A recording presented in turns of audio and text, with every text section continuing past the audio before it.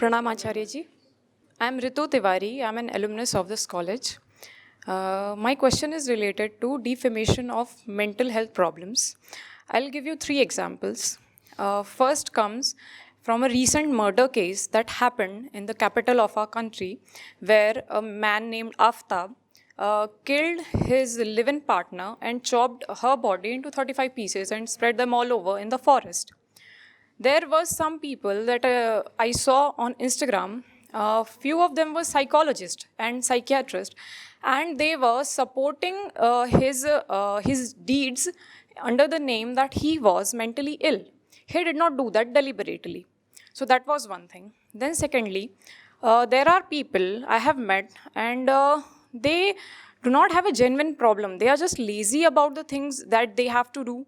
They procrastinate a lot, or maybe they just don't want to do it, but then they will color all of this with the paint of depression or some other names like ADHD, OCD, and all other diseases, disorders. And what they do is they search like, I have fatigue, I have anxiety, and what do I need to do about this? And Google will give them a result that you have this this disorder, and they will make sure to tell it to everybody that I have this disorder, though they do not want to come out of that situation. And third scenario happens with people who have actually went through some trauma in their childhood or in their teenage, and they, because of that, they suffer from depression or some other disorders, mental disorders, and they aren't heard. They are not given the treatment that should be given to them medically, as well as on therapy and spiritual level. I was one of them, and through ads and other things, I came in touch with you and Prashant Advait Foundation since 1.5 years, and I have seen what transition has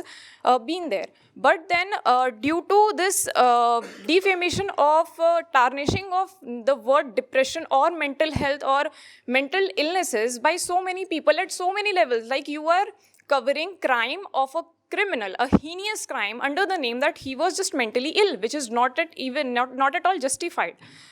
This, I think, shouldn't be done. And my question to you is, how can we just make a normal definition of mental health and mental illnesses, and help can reach the people who actually need it, and it is not misused. That's all. Thank you. Ritu, see, it's just not about mental disease. People have been exploiting all kinds of diseases since long, right? Because when you declare yourself as diseased, you become eligible for certain privileges. If you are hale and hearty, you will be asked to do your quota of household work, right? Go to the market and fetch some goods, and behave in the responsible way a healthy individual must. But the moment you are declared sick,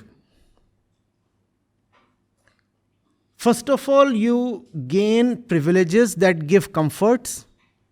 Secondly, you are absolved of all responsibility. Oh, she is sick. How can she make tea? So the younger brother has to now do your part of the work. And does that not happen even in normal households? So that's good old ego for you.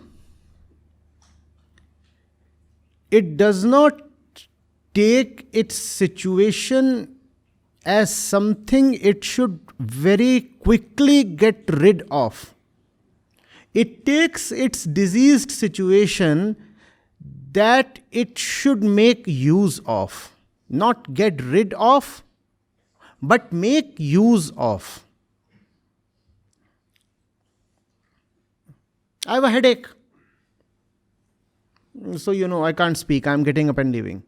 Guys, you can have an off today. And all the students are very happy. Something goes bad, it's a matter of celebration, right? You remember when it used to be a rainy day in school times? And kids used to pray, let it rain, let it rain. Let the entire school building collapse. Full 2 months off. That's ego. It celebrates what should not be celebrated. It deprecates what deserves to be celebrated. You getting it? Huh? So someone can throw a lot of tantrums and say, that's because I have a certain mental illness. You can abuse someone, you can hit someone, you can throw stuff around, you can do all kinds of unimaginable things, and later on get away saying, I am.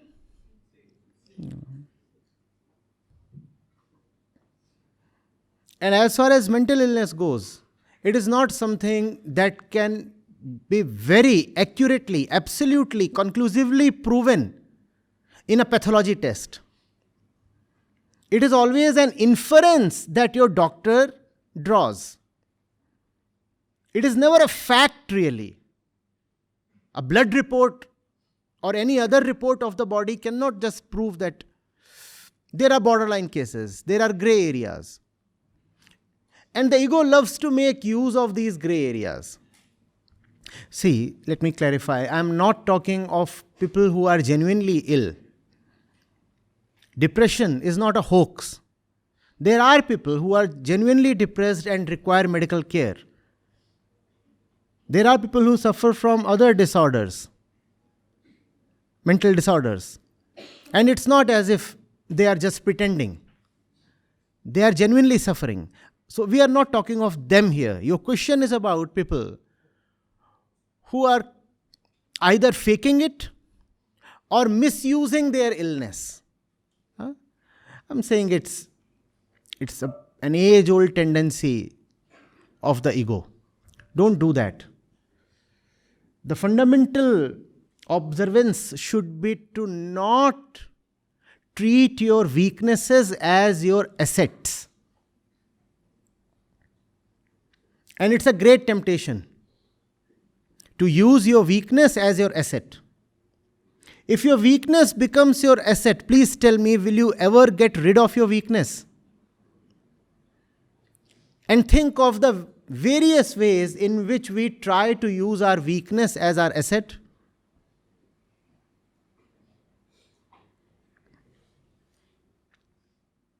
There is just one chair, and the two of you are vying for it. Who gets the chair?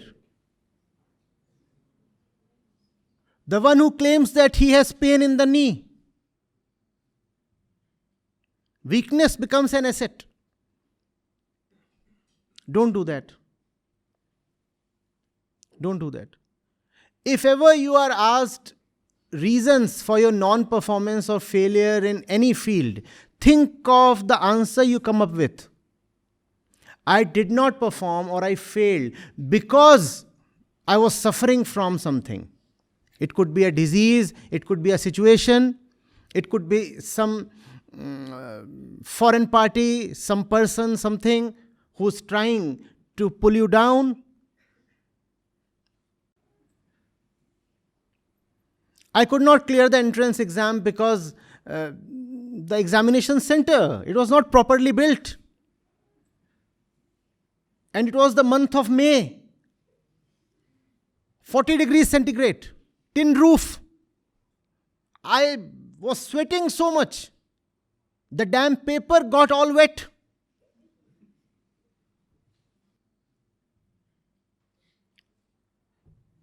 Nobody could read my answers. Ink was all over the place. The paper was wet. That's the reason I couldn't be selected. Otherwise, I was All India rank 1. No doubt.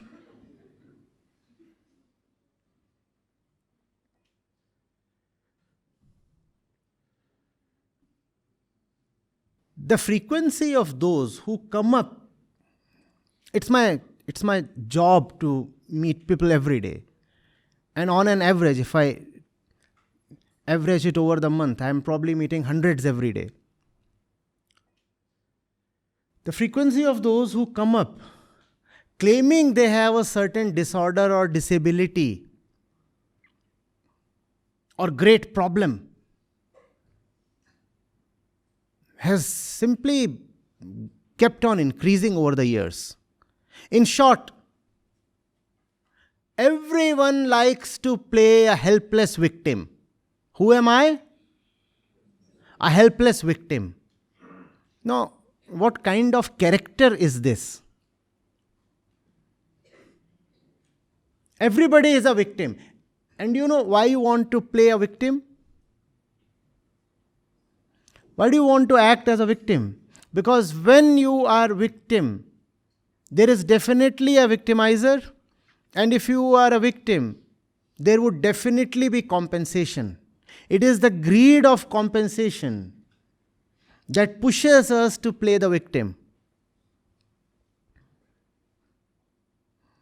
Sometimes people do not say that they have been personally wronged by either an internal disorder or an external entity. They say we have been socially and historically wronged. We are victims of history. We have been wronged since 500 years or 5,000 years. So please pay us compensation. You have been doing all kinds of wrong things to me, but I have never even seen you or met you. No, it's not you. Your grandparents who did all kinds of filthy stuff. No, but my grandparents were simple people who they lived in that village and they didn't even know you. No, their grandparents.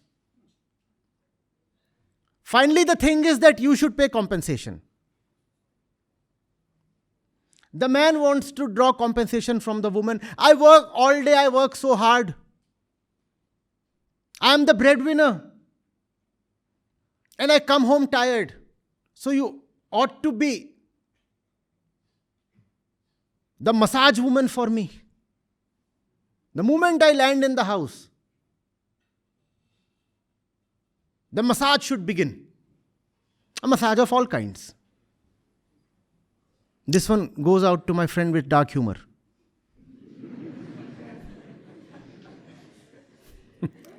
Because nobody seems to be getting it.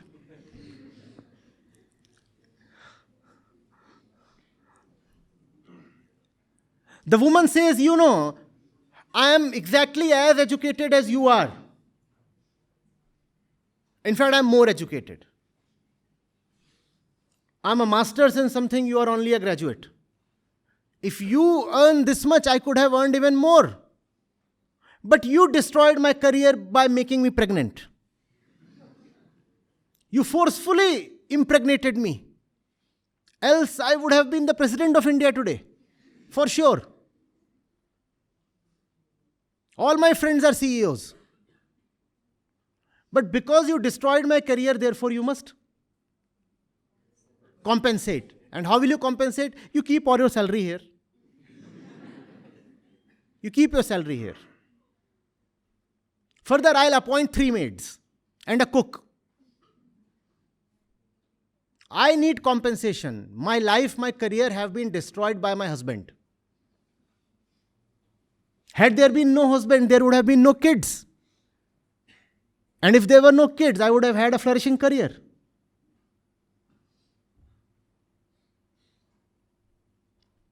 Now the kids, they come up and say, these two are psychos. And we are the real victims.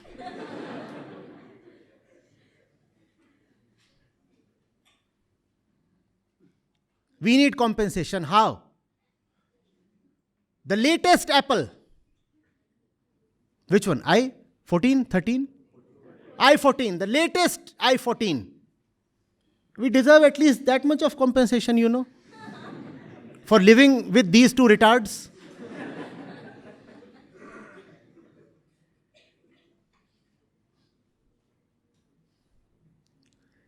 It's a matter of shame if you have to declare yourself a victim.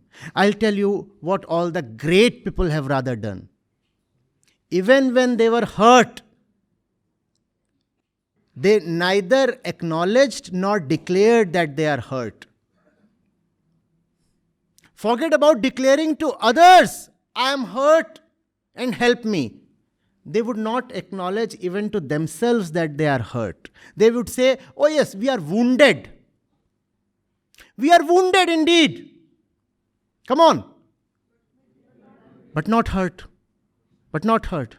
Because it is a sign of weakness to say that there is anything in the entire universe that can hurt me. Nothing can hurt me.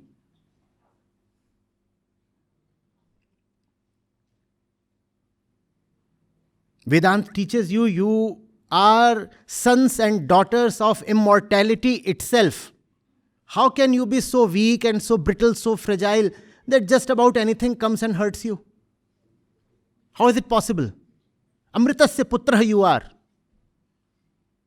And you are so keen to declare, oh, he said 2 bad things to me and I am depressed. What did he say? He said, look at your height, you are just 5'10", not even 6 feet. And 5'10" is something to be ashamed of, so I am hurt. All you have is 91% marks. Not even 98%. Not even 98%. So I'm feeling so anxious. What will happen to my future? I have only 91%. So I'm hurt. Somebody entertain me.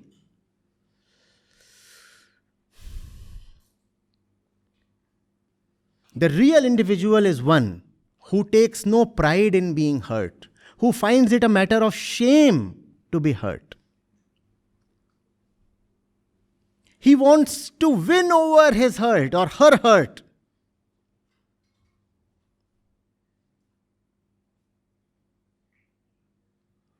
He says, if I admit that the other has succeeded in hurting me, then the other has won. I have to develop myself into someone who is hurt-proof. The body can be wounded. The mind will not receive, not admit even a bruise. Even if you kill me, I'll still be composed. You cannot hurt me. You can kill me, but you cannot hurt me. Victim, forget about being a victim. I'll always be the provider. Remember the story of Karna? He has been hit, and people will say unfairly so. Right? One of the wheels of his chariot was stuck in mud. And he was trying to somehow pull it out. And Arjun fired the arrow. And Karna is now hit and he is fatally hit. He is about to die. Last few breaths.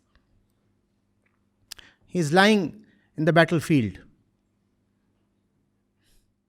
And as one last test, one could say as one last joke, the gods decide to test him once again. Or make him laugh once again. So they go to him dressed as a mendicant with a begging bowl. And they, please, can you give me something? Some bhiksha? Something? And then this Brahman who had come to ask for alms, he says, oh, I see, what can you give me? You are yourself lying on the ground here in your last moments, so you cannot give me anything. Karna says, wait. I am still Karna. I am lying on the ground. I never admitted defeat. And history will remember that I was never beaten fair and square. The battle was very, very evenly poised when I had to descend from my chariot.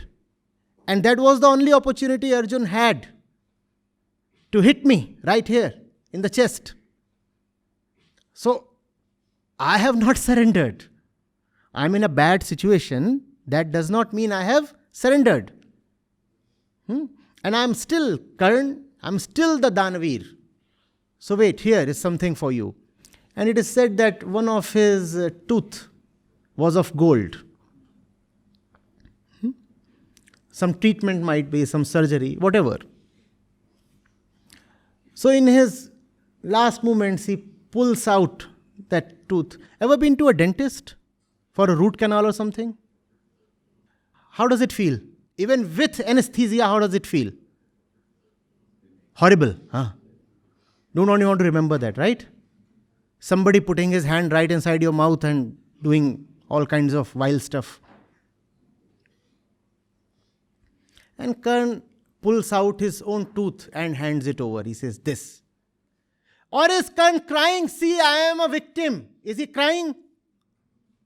See how fate has unfairly treated me. First of all, I am from the royal family and I was abandoned for no fault of mine.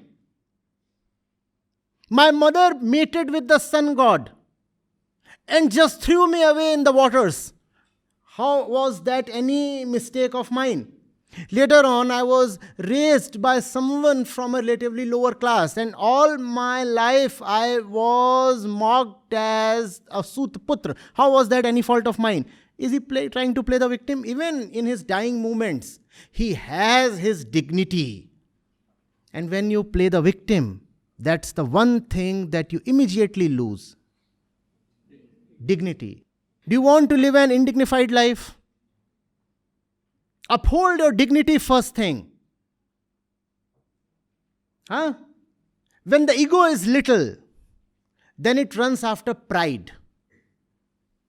When the ego is great and sublimated, then it says pride is a small thing.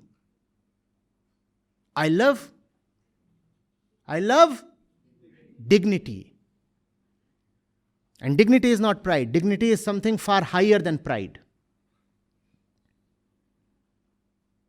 Even when you have lost everything in the world, everything material, everything that can be owned and possessed, still retain your dignity.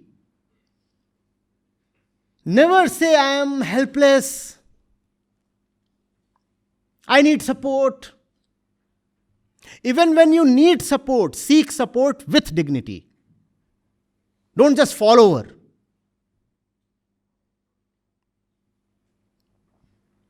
Am I making sense? There is no greatness in playing weak, in acting as a victim. There is no greatness in that. Therefore, you must read a lot. You must read the stories, the biographies of the greats from any field. From science, from religion, from sports, from politics, adventurers, discoverers. And you will see how they fought against adversity.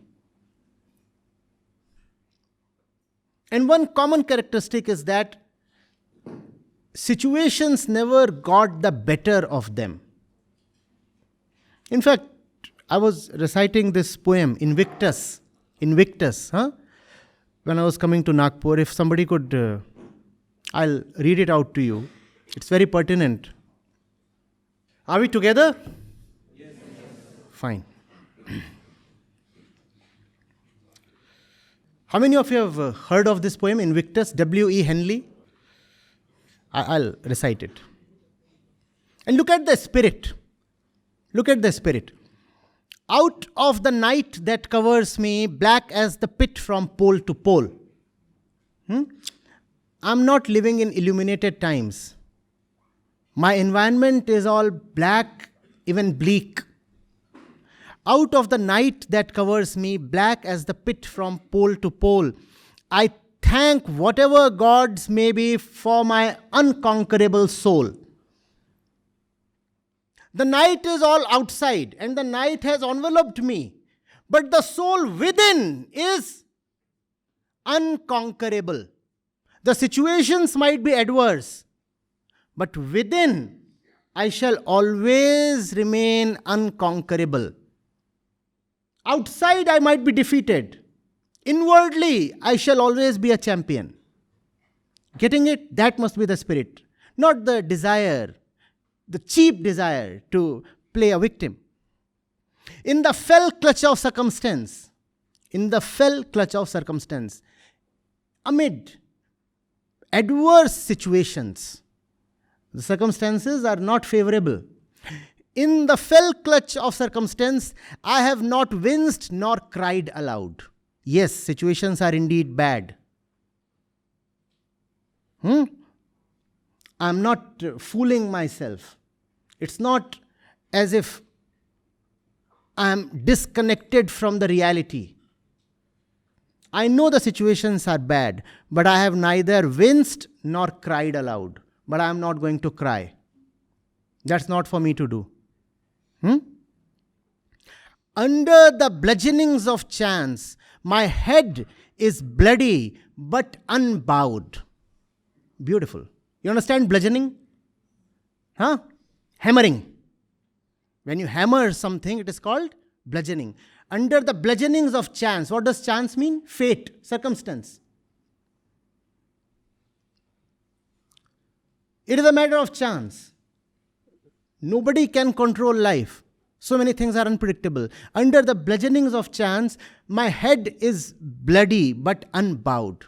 Yes, the hammer of fate has bloodied my head, but my head is bloodied, still erect, upright. That's how your head should be, always, irrespective of how the situations are. Even if your head is shattered by the hammer of time, let it be unbowed. Getting it? You remember the story of that fakir. Was it Aurangzeb who executed him? Memory ditches me sometimes. So, it is said that his head was cut off because he was refusing to follow the king's orders. And when the severed head fell on the ground, it laughed. Look at the audacity. Now, this is humor. Can you laugh with your head chopped off? Then you are a humorist, sir. Getting it? The head is gone and the head falls on the ground and starts laughing. Obviously, only for a few seconds, and then it's just silence. That's how you ought to be as young people, as strong men and women.